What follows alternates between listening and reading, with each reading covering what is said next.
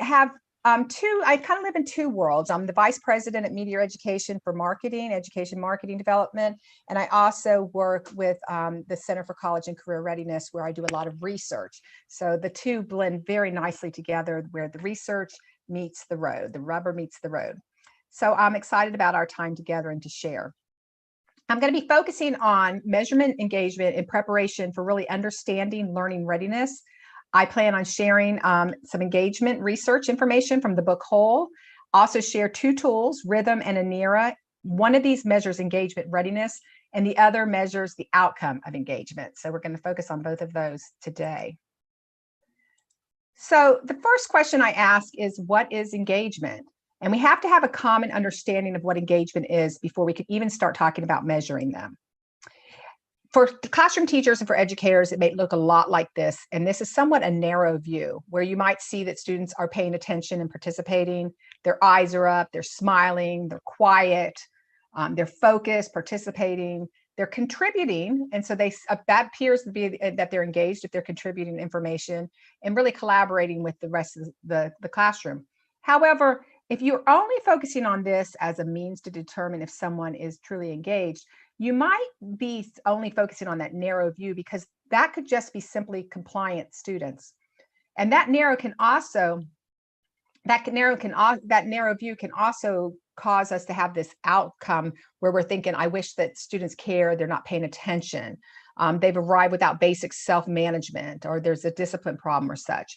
And we encountered that when students are not succeeding, and we tend to put all these in a bucket, unfortunately, it can be misleading to us as educators if our students are truly, really engaged or not.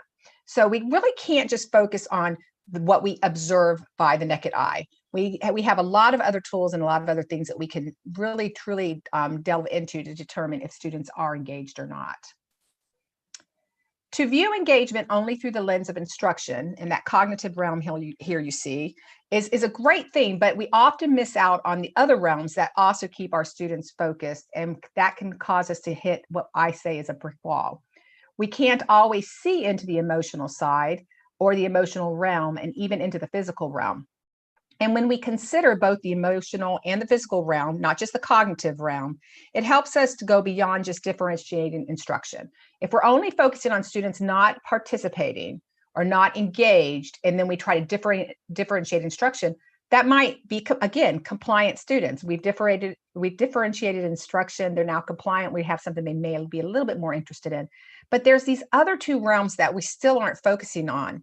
For example, is the child being bullied, or do they have some outside trauma that we can't see? That's that emotional realm. Or does the student need to be in a physical space with more natural light, such as after lunch when we kind of have that downtime? So that's really the physical realm. And when we consider all three of these, we break the brick wall. If we consider the cognitive realm, the emotional realm, and the physical realm, we do all three things. We differentiate instruction, we differentiate our connection with our students, and we differentiate the experience. This is data from Child Trends. These are some of those brick walls that our students might hit, those unforeseen barriers or baggage that students bring to the table, and can often make a difference in their engagement levels, their participation, and even their learning. This is the Adverse Childhood Experiences, ACEs. And as we know as educators, that can include poverty, students that are in poverty, students that come to school hungry, or they're abused, or they're bullying. It could even include a student that feels that their teacher does not respect them or does not like them. We get, there's been a lot of data out there that when students are often asked, why do you have a difficult time in school? A lot of them feel like they answer back and say, well, my teacher doesn't really like me. And so there's this underlying thing, what we call the adverse childhood experiences. And from this slide, you can see that in the United States, the percentage of students with 0 to 8 ACEs, and you can see that almost 45% of our students come to school with at least one ACE, all the way up to 8 different ACEs. So that means they're having more than one thing happening to them at one given time. And these are the things that are in the minds of our students that usually have nothing to do with us as educators, but they can really bring down their engagement level. We know that in an average class of 28 students, 6 students would have 2 or more adverse childhood experiences. 3 students would have ongoing weekly trauma. 3 students in that class of 28, ongoing weekly trauma. Can you see that? Not always. Overall, on average, 14 students would have experienced trauma in their childhood within this one classroom. And if you think about struggling learners, you can double these data points. So what we know is that we need a measurement stick of some type in order to really address these barriers, because without these measurements, we can't really help identify our students, and they hit that brick wall, and that becomes the barrier for them to learn. What research has shown us is that there are really 3 different elements to engagement: relational, which is how do I relate to my peers or teachers; experiential, that's that cognitive realm. Am I understanding what I'm learning today? Do I understand why I need to learn it? Am I making a connection to the content? And really the agentic engagement, and that's where students have voice and choice. What we know at Meteor Education, and we've done a lot of research into this, is that when all 3 are addressed, we believe that you can accelerate learner engagement. And that's an exciting new thought process. So each one of these has to be addressed in order to break that brick wall. So let's take a deeper dive into all 3 of these. So the first one is the relational engagement, and that is, are you connected to something? Are you connected as a student with the experience? Are you connected with the ideas of the learning? Are you even connected with someone in the classroom, the teacher, your peers? What we have learned from research is that you cannot automatically get students engaged just by giving them some great content that they might be interested in. It has to start with the heart and not the head. So students need to feel like there's this safety in being in the classroom, and they have to really believe that someone in that classroom cares for them and that they're really part of that school community. So oftentimes teachers skip this part. They go straight into the tasks that they give students, and they're really excited about these tasks, but you can't skip that relationship piece. So we often say that the first couple of weeks of school is really crucial and important for teachers to spend time with their students to get to know them, for them to get to know them as well, so that and also for them to get to know each other, their peers, because they're going to be working a lot in collaboration. So the first part of that wheel to get accelerated engagement going is the relational engagement. And you start in that area. Then you can move into that experiential engagement, or really that cognitive engagement that I was talking to you about. That means now I feel like I have a relationship with my peers. I feel like I'm a part of this learning community. I'm a part of this classroom.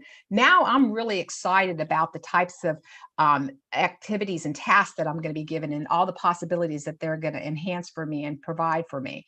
So you get students immersed in their learning and in the experiences. They reflect. They have really that personal accountability, really a belief in their own abilities. This is where that cognitive engagement lives. So you start with that relational, you build those relationships with your students, then they're ready for that learning, that cognitive, learning the stuff.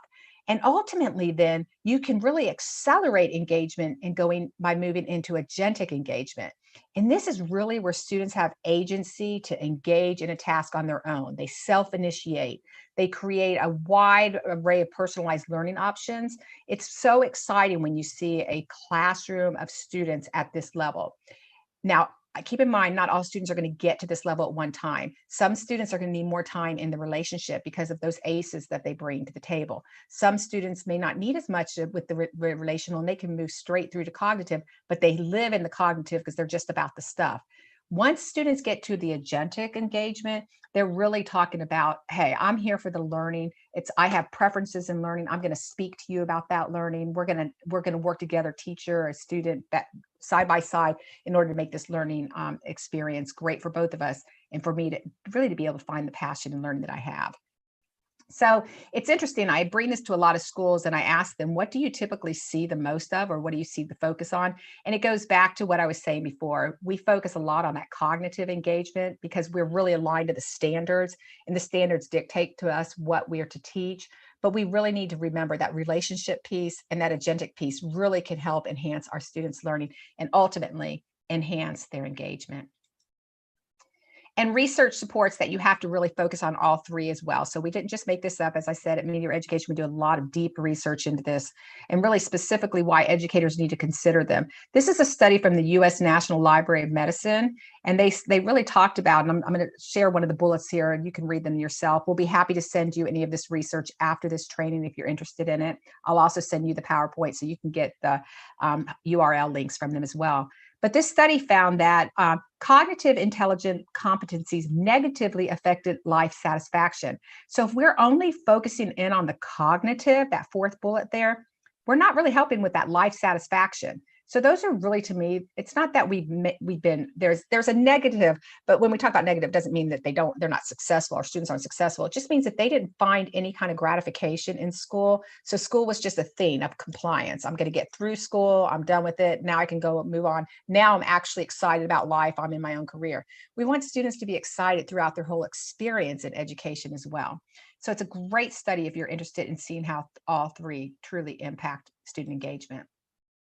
Another study supports that learning requires engagement of social and emotional intelligence, what we were talking about. And both the social and emotional intelligence can really impact the cognitive intelligence. So retention and application can be impaired by deficits in all of these. And this is a study from UCF. It's one of the most recent studies. And this is what happens to students in high stress situations. And I want you to take a look at the spectrum of cognitive abilities on this screen and kind of look in the middle. It's kind of continuum, kind of goes from one side to the other. We typically want to be in the normal cognitive, that blue, the brown and blue section over to the left, where we process information, most of us about a 10th grade level. That's the general population on average. And we're able to process up to 7 messages at a given communication episode. So I can remember 7 things that you're talking to me about today or such. That's a good level. Some people are a little bit above it or below, but that's about the average. However, what they found from this study is that when you're in high stress situations, and again, if the classroom is a high stress area for you, the engagement is low, you're going to find that information is processed at an average of -4 grade levels below that. So you would probably be at a 6th grade level or lower in being able to process information. And recipients process on average 3 messages per communication episode. Now, keep in mind, this was a study done on high school and adults. So, of course, those numbers are for our adult learners. But you can take this down, and the same research could be applied to our younger students as well. The thing that I really drew me to this study is what's going on in the world right now with COVID-19, and really focusing in on that. We are all having some kind of trauma in our life, even though we don't want to call them adverse childhood experiences. There's some trauma that we're all experiencing, and the fact that we're having to change how we do our everyday normal routines. Our students, our kids, our parents, everything that we've known as our normal is no longer actually normal. So we're kind of all in that high stress area right now. So it's very difficult for all humans right now to really be able to comprehend a lot of messages and really process it at the normative levels. So think on that for our students in the classroom. Not only do we have this crisis going on, and our students are feeling that, not only are our teachers feeling it and having to put on that smiley face every day and say, I'm here for you kids, when they're going through their own crisis, but we're really dealing with this across the nation. And what we're finding is that it's really starting to stagnate. We're seeing a lot of suicides. We're seeing a lot of mental problems with our students, with the general community. There's been a lot more of that going on, which research backs up, but we got to find a way to get around that and be able to work around that as well. Your brain can literally be hijacked due to any of these stressful situations. It's not that a student doesn't want to learn. It's not that you don't want to be participating or you don't want to learn yourself. It's that you literally cannot learn. And we call this the amygdala hijack. And that is where our reptilian brain really shuts down and keeps us from being engaged. It's interesting because a study was done by Lou Cassolino. He's a professor at Pepperdine University. And he shared that in order for our brain to survive, we have to have relationships with others. If without those relationships, our brains literally shrink. It's a really great study to take a look at. But it finds that my first thought was when I read this is thinking about what you hear all over the news about a lot of our adults and our our seniors that are living in these nursing homes and they're not allowed to have human contact because of the pandemic. And think what's happening to them if they're not able to have that interaction. Think what's happening to a lot of our folks that are having to work from home when they were so used to working with others. And ultimately think about what's happening to our students. They might have a somewhat a Zoom relationship, if you can even call it a Zoom relationship, but that's not the same as being able to really interact and be with others and being able to side by side, eye to eye, knee to knee, toe to toe, all of that. So we've really got to take a look at research. And I'm not trying to drum up like, oh, it's a sad situation, but the research really helps us to dive into what we can do and how we can help our students to build them up so that they can be successful. We are all familiar with Maslow's hierarchy, and really that's our goal. We want to bring those students up to that transcendence. But unfortunately, crisis and all that pulls us to the base levels where we're just really focusing in on our physical needs, such as food, water, and shelter. And I know that months ago, that was the big thing. Toilet paper was the big thing. Everybody was really worried, where's that toilet paper going to come to? Nobody was thinking about transcendence at that point. So we pulls you down, but you can pull back. That's the good news. The good news is you can go up and you can go down. Our goal is to help ourselves and our students to come up this ladder and stay there. But it's very difficult sometimes to help a student when they're hungry or when they're scared. And again, those are those brick walls that we have to be able to break down and be able to knock out of the way so that students at least have safety when they're with us as educators. And these are the skills we want our students to really be able to have and to be able to move up that hierarchy, to really bypass that brick wall. Most of you as educators have seen these two things. This is the Castle framework and the big 5 domains. Some schools use one, some use the other. There's no right or wrong answer here. It's just a different framework for looking at those social and emotional skills. Students have to learn those skills before they are able to really model them for others. So you can't expect a student to come in, for example, I'm looking at the Castle skills for self-awareness. They have to have that modeled for them. And it may only be the teacher or other peers that are modeling that for that. They may not have that someone modeling self-management or any of those things at home. So that's why we look at these two frameworks a lot in schools and how we can implement them into our schools and into our programs. They are really aligned to support the skills they need in order to be successful in school and also even throughout life. And they center around really goal setting for our students. So I know a lot of schools are using both of these. And what we've found, another round of research, which I love so much, is that when we teach those social and emotional skills along with those cognitive skills, you can see at the bottom of this, this is from the graduates of United States of America high school students. Regular high school student graduates, they found that through a study, they had high social and emotional skills and high cognitive skills. So those students that really were successful in school had a blending of both of these.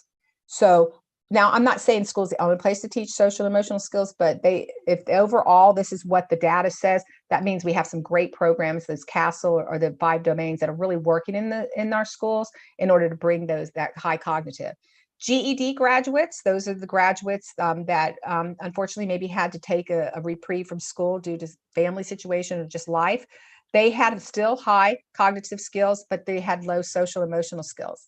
Now think about that. GED students typically are working from home. Well, they are working from home. They've left the school setting. So it goes to show that the school setting is really that place that our students feel that connection. And then for our high school dropouts, those that had no GED, they found that they both had both, which I don't think that was anything that would surprise anybody. Another correlation looked at the 5 dimensions and the overall job performance. And you can see that the job performance was way up for task performance and organizational citizenship behavior when you look at those 5 domains. And they were really counterproductive if they didn't have them in the workforce. And another socio-emotional skills success had a bigger impact on occupational outcomes than parental income, which is so amazing to me. A lot of people think, oh, well, your parents had money or all of these things made you who you are. Well, a study actually shows that it's the social-emotional skills that a student has. It's going to help them to be successful more so than even their parent outcome or their social economic status. And last study, I promise, this is an interesting study. It was found that they took disadvantaged 3 and 4-year-olds. They were put into 2 groups. And in one group, they were taught all these social and emotional skills, along with the cognitive skills. And then the other group was not given all of that specific social emotional skills. Not to say that they didn't have some kind of playtime or whatever, but it wasn't as a clear, like a program that they were actually using.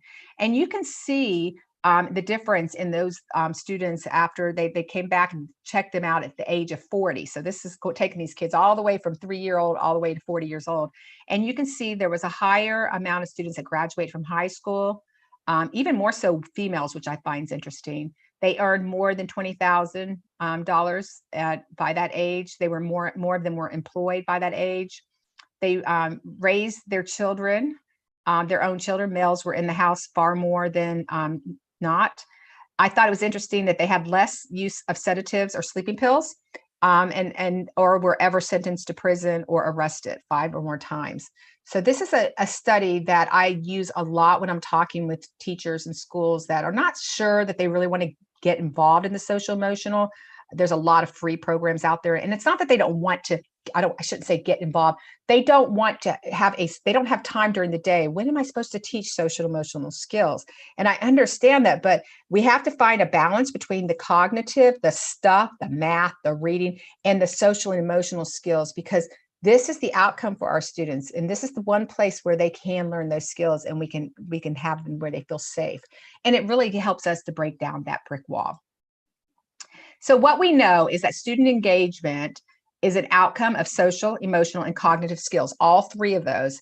It is a discrete neurological state. Amygdala hijack is very much a real thing. And emotion is closely linked to engagement. So we know all of these things. And simply put, one of our favorite studies from Dr. Imardina Yang, she says, it is literally neurobiologically impossible to think deeply about things that you don't care about. You don't care about. And that is interesting as an adult, because I'm sure some of the adults that are on here, there are times we are asked to do something, and if you don't care about it, it's really hard to get deep into that conversation or deep into that workload. So as you can see, our goal is to really break down that brick wall. And so I'm going to walk you through a series of slides that shows you some of the tools that help us to really see those things that sometimes we can't see. Well, we just can't see. We can't see that emotional or that physical realm, in order to see that our students are really ready to learn and really at that level of engagement. And I'm going to share with you first a tool called Rhythm.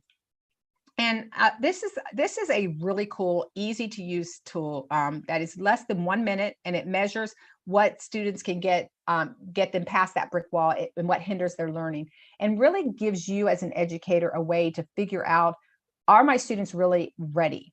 The cool thing about this tool is it's not really for, even though I'm sharing it as you can use it to determine if your students are ready for engagement, it was really written for students to determine if they're ready for engagement so they can learn to self-regulate. And as we know in all of our trauma learning and understanding about trauma, one of the key skills we want students to learn about is really how do you self-regulate, that mindfulness. So this tool was created by researchers, and it's an emoji-based check-in where students have to answer 5 questions. And these 5 questions then are kind of based on their answers, and I'm going to show you what the 5 questions are in a minute. There is an algorithm in the background, and I love math, but the algorithm's back there. And what it does is it tells students immediately, as soon as they finish the 5 questions, what they might need to get themselves ready for learning. Maybe they're overly too excited, their mind's racing, so they might need a calming activity. Or maybe they're not really in the zone because they're more so tired and sleepy, so they need something to kind of get them waking up and going in. What is so cool about this is it's helping the students, but then that data comes to teachers as well, and it helps them to really differentiate the instruction, more so differentiate the connection. Remember the three things we got to focus on, and then ultimately the experience. So this is the first question. It asks about the mental status of the child. The beauty about this is they use emojis. I like that because that's the universal language. So if you can't read the word dull, foggy, clear, focus on, so on and so forth, you definitely can understand what an emoji looks like. So the first question is, what is it like in your head today? And so a student would answer one of these: dull, foggy, clear, focused, distracted, or racing. And so you can see that. The second question is about their energy status. How is your energy today? And really, we know that energy is really important for self-regulation, and it can either help you because you need to learn to calm yourself, exactly what I just said, or you need to be able to energize yourself as well. What you're going to find, and I didn't share this before, but if you kind of put a line down the middle between the emojis, you're going to see to the right is kind of energized, hyper. It starts to get, it's that complementary way of looking at our scales of degrees of words. So it's like energized to hyper to out of control. If you go to the left, you're good to tired to exhausted. So you're kind of going from different states to the other. It's the same for all of these. How do you feel today? This is about your emotional status, and that could be a symptom of what's happening going on right now. You know, we have a lot of teachers that use this tool in the morning, but they also use it after lunch. That we have some schools, middle and high schools, that are using this at every class period because it's a quick check-in, and they want to know how they're feeling at that moment. Even though this says, "How do you feel today?" If they only ask one time, then that's fine. But in any given moment, we can all change how we're feeling. We may feel anxious because we're going into a math class. We may feel happy because it's the end of the day and this is my last class period. We may feel sad because this is the first class period of the day and I know I have to be here all day. Or maybe I didn't, I got in an argument with my brother or sister on the way to school. Or maybe something's just happening in my personal life. So the more you can ask students this, the more they learn to self-regulate, and they also become aware that their emotions change throughout the day, just like us as adults. The fourth question is about the physical health. How does your body feel today? And so there's been a lot of talk about how this has been extremely helpful for a lot of teachers that are using this remotely. Because after each one of these questions, there is a place for students, if they want to give a little bit more information, they choose to or not, they can move right on to the next question. But when they offer, we've had some of our students really sharing, today I'm just kind of really feeling meh. I'm not feeling so good. I'm worried because I'm worried about my grandmother that has COVID, my neighbor down the street. There's just a lot of things going on in our students' lives. But we're finding that students, the more they're using this, are really feeling comfortable. And then the last one is, how's your social life going today? Is it bad? Yeah, good, great. Are you in a disagreement with someone? Is there conflict? Are you being bullied? We don't know. What's going on with you in your life? And once those are answered, going back to what I shared before, students then get a personalized activity to complete. It can be a calming activity, a mindfulness activity, all of those things such as a stretching or yoga pose that you see here. As a teacher, you can have them do these individually. They're going to come up automatically for them. Or you could tell them to skip those and you could do a whole class one. You could just do it based on the whole class assessment. All of these assessments are aligned to CASEL skills, what I just shared with you before, those areas that we want students to really focus in on: relationship, responsible decision-making, self-awareness, self-management, and really that social awareness. And the really thing that I love a lot about this is educators also get the information, as I shared, and it allows you to really know how to respond to instruction, the environment, or the lesson. Remember, students can't be truly engaged if they hit that brick wall. So how do we help them to get over or around that brick wall? Or how do we just break down that barrier altogether? Interesting enough, as more and more people are using this tool, they're using it for all sorts of different things that it was not designed, but hey, if you can find more ways to use anything, that's great, more bang for your buck. But we have some schools that are using this as their attendance for their students, because they know if they come in on here, they can see automatically on the teacher data that students are logging in. So the login issues, they know that they're actually online and such.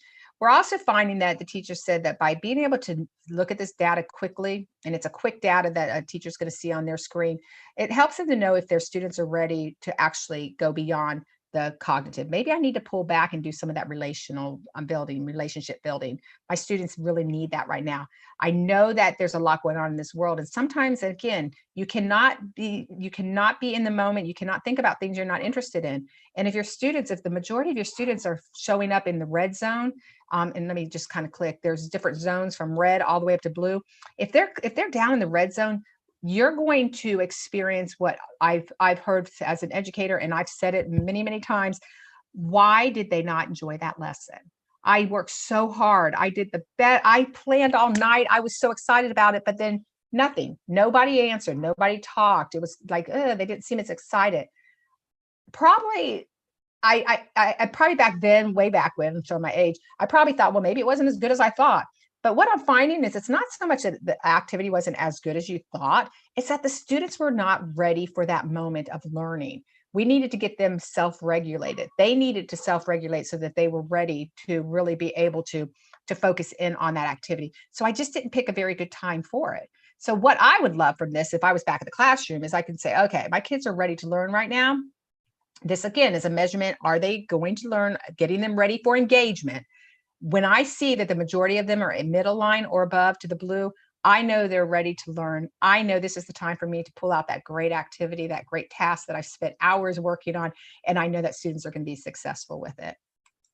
Just one last thing, just a few things. You get notifications if students are not feeling so well for the day. We had this notification that came to me. I actually had teachers are using this. A lot of schools are having the teachers use it first.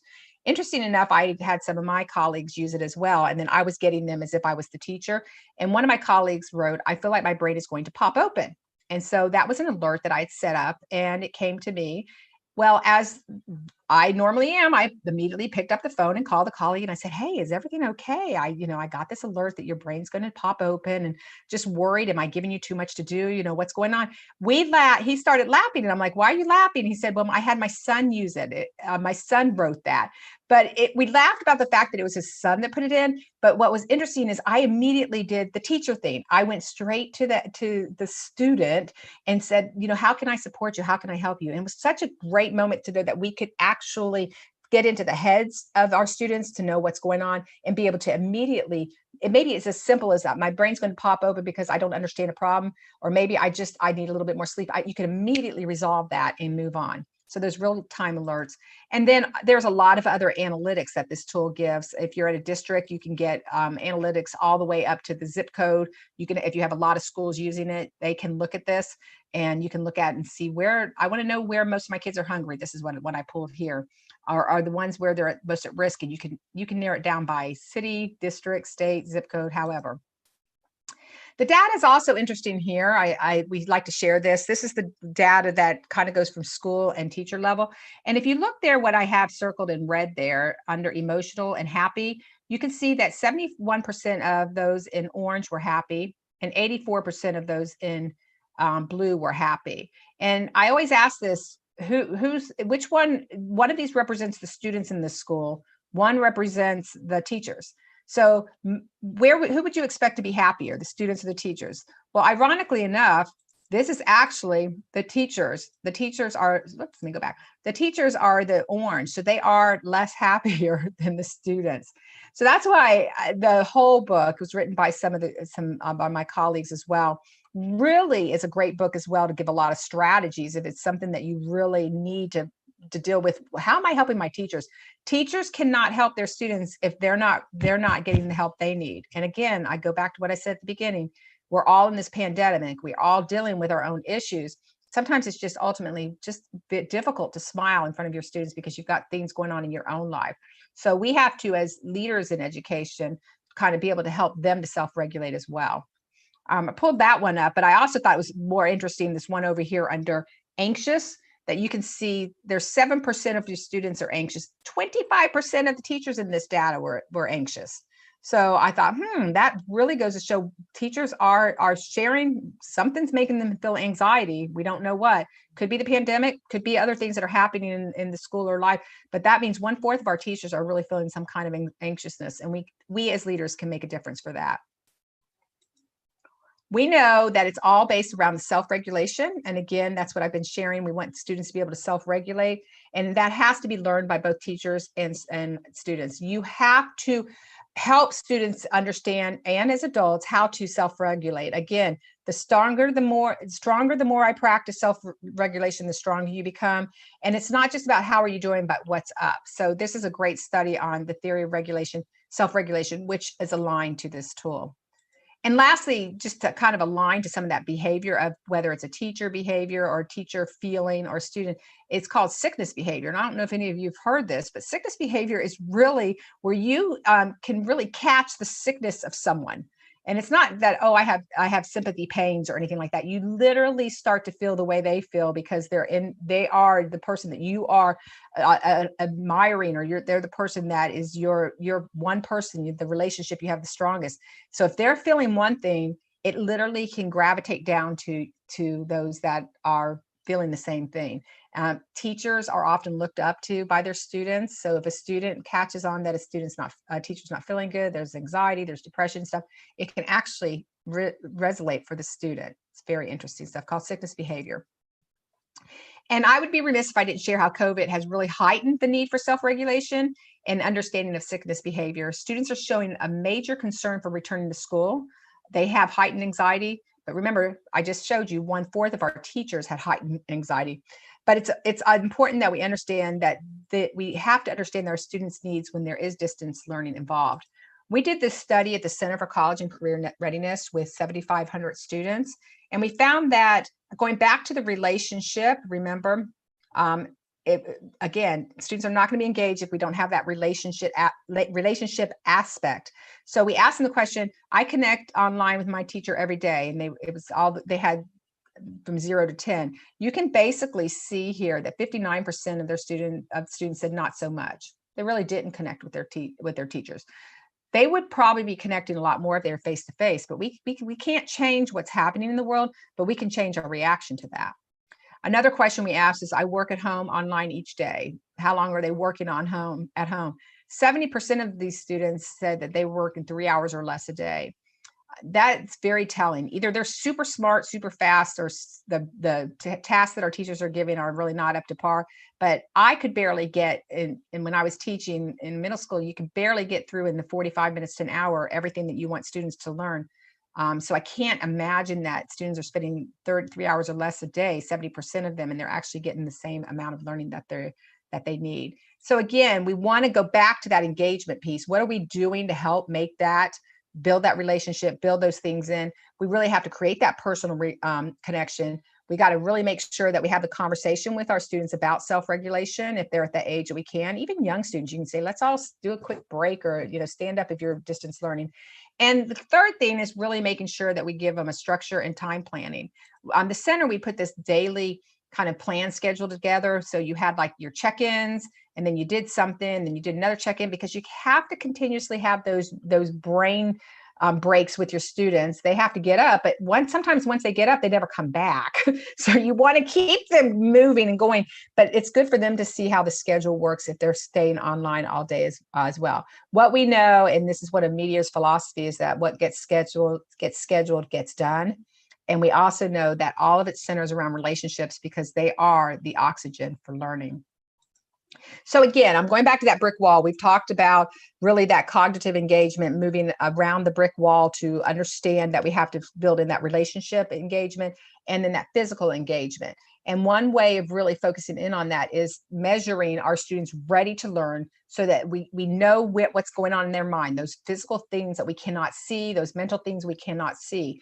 And again, we may have to teach those things. So the rhythm is a great tool for that. But on the flip side, what's happening once we're already in the moment? There's another really cool tool out there that's from Immersion, and it is a tool that measures students' readiness to be learned and to be engaged. It's really the opposite. It is a wearable wristwatch. It's similar to Fitbit, and it measures the neurobiological, the brain, or what's going on in your nerves, to what is happening at the given time. And if you think about it, when we know that when we are immersed, we remember things. So I can't see if you're answering or not, but how many of you remember the space shuttle disaster? Most of us I can remember exactly where I was standing. My father worked at the Space Center, so I remember hearing about it. I was at FSU at the time. I can remember I was standing in front of the architecture building right there by the fountain. I can remember everything about that moment. What happened is I had a spike in chemicals in my brain at that time. And again, it could have been oxytocin, which is that love drug, cortisol, which is the stress drug. And it allowed me to engage in that moment and actually to retain that information. So this tool is able to figure out what is your oxytocin, cortisol levels, and it's able to measure it given in that moment. And the higher that numbers come out, the more so we know that students are immersed in that education, and they're going to remember. And in turn, They're going to remember it for their assessments. They're going to remember it longer than just during the time of class. And it's extremely exciting about this new technology. This was created from Paul Zak, and it really wasn't created for education at all. It was created for media. They actually took this and were working on with audiences to see if they liked the commercials.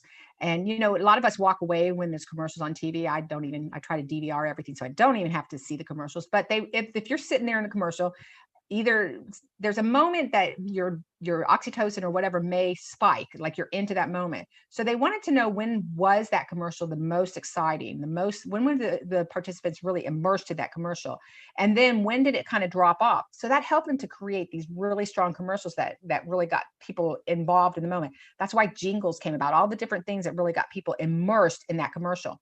Then they took this understanding and went beyond that and went into our armies and worked with our Marines and our military, because they knew that our military had to go into these villages and become friends immediately. So they needed to know what happened in these villages, that what really drew the villagers to want to work with some of the military regime. And they were able to take those numbers and they were able to build really quick ways of teaching people to get immersed with each other. So all of this came about, and it's the immersion neuroscience, Paul Zak. You can look at it, it's amazing stuff, and it has really a lot of input. Well, we worked with them, and we're very excited. We're in the cutting edge of this at Meteor Education, really working. We've changed the name to ANERA through instead of immersion neuroscience, because that's so heady. But it's ANERA, and it's the same exact same premise. So you're in the moment, students are engaged, like let's say you've done the rhythm and your students are ready, you're excited about doing this. Now let's see, what is the readiness score? What is the psychological safety? Are they feeling psychologically safe in the classroom to be learning? What's happening with the wow factor? That's the measure to really show what are the thrilling parts of the experience. So you could literally look at it and know, at this point when I was reading a book to my students, this was exciting for them. Or at this moment when I was I was asking them to collaborate, maybe it wasn't exciting. I hate to think that, but some kids don't really want to do that. There's a blah factor. Where does it capture the things that people may be tuned out? So we know that those things are not good for this classroom or this group of students. We found that we used this in one of our schools in New York. And the interesting thing that we found from this is that there was this one student in the back of the classroom that really was the epitome. I want to say the picture of the student that if you walked in, you would think they were truly not engaged. Their head was down most of the time, or not laying down, but their eyes were up. It just looked like the bored student. They put these things on them, their little Fitbit wristwatches, and they measured their engagement, and they found that student was off the charts, high in engagement. So when they brought that child in, as an interview, because this was kind of a pilot thing, and the child said, "I'm always engaged, but you got me excited about that. You were actually paying attention that I wanted to be engaged." So there was this whole big synopsis that the child may not always look like they're engaged, but they are engaged, or they may look like they are engaged and they're not engaged. So we can only gauge that from the physiological, and that's where ANERA came in. So that's why I say these two tools are so different, because we want to know if our students are ready for engagement, which is rhythm, and then we want to know, once we're in the moment, are they truly engaged, so that we can create lessons. Our designs can go way beyond what we normally teach. We can really help to direct conversations that are far more engaging for students. And again, the ANERA goes around, and it was written around the big five. So it's interesting. Rhythm was written around the Castle, and ANERA was written around the big five domains.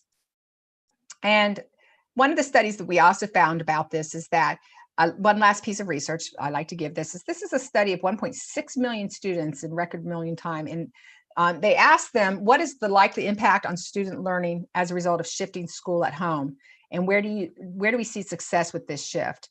And this was because of the COVID. This came about from the COVID. And they asked 1.6 million students data from the entire school year before and after the pandemic. Now, this is this was from May 2020. I want to let you know, if you do look up this research, you'll find this one. However, it's older research because it's been updated. So I'll need to get you the most updated.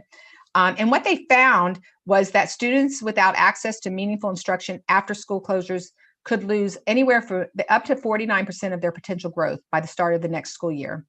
And that amounts to about 5 months of lost learning. And that's a severe setback that's going to take place for our students. So we have to accelerate that engagement. That's why I'm going back. It wasn't that I'm trying to throw this data in and say, okay, so kids lose that. Well, we got to get them back into the game fast. And so we got to accelerate it. And the only way to accelerate, think about that wheel that I shared. We got to start with the relationship, drill it down then to the cognitive, and then the agentic. If that accelerates, we can maybe help with some of this loss of learning. The key findings also from that was that 76% of schools showed decreased instructional activity. Students are on track to lose up to that 49%, which I just shared. Also, worst case prediction for a widening achievement gap is 18%. Struggling readers fall behind their peers by an additional, not just 6%, by an additional 6%. However, there's always good news. Some districts are succeeding with online learning, and they're finding that they are finding success through that, through really building in those social and emotional skills, that relationship building. Although it may be hard to do it in distance learning, it is there probable and possible. But remember, again, it's not the student's fault, because we know that crisis learning is distress learning and we retain less. So I want to go back to that. Don't forget about that.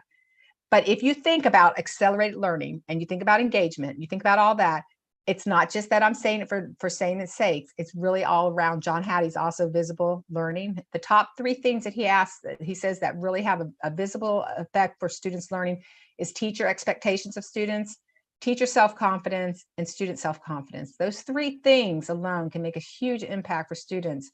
But we really have to be clear about these with our students, and we have to really give time to find out if students truly are in the moment for these. And that's where engagement is so critical for us. We have to be able to break down the brick wall for our students, and we have to focus on the cognitive realm. We got to take that brick wall down, and we really need to focus on all 3: cognitive, emotional, physical, differentiating the instruction through the teacher action, but differentiate your connection. Ensure that students are able to connect with each other and differentiate the experiences so that students really feel like they're valued and they get to that agentic. So I ask you, what's it like in your head today? How is your energy today? How do you feel today? How does your body feel today? And how's your social life going today? Focus on yourself first, then your students will be ready for you and you'll be ready for them. Measure both their engagement readiness and measure their engagement outcomes, and success will follow. Thank you so much for your time together.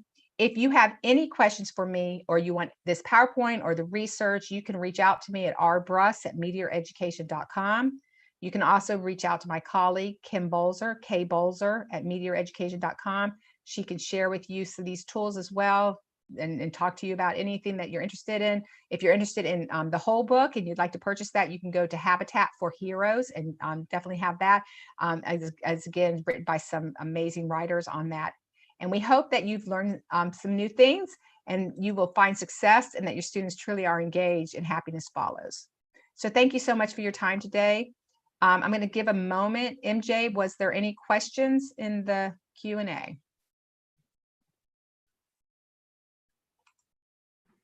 No, we didn't have any questions. Okay.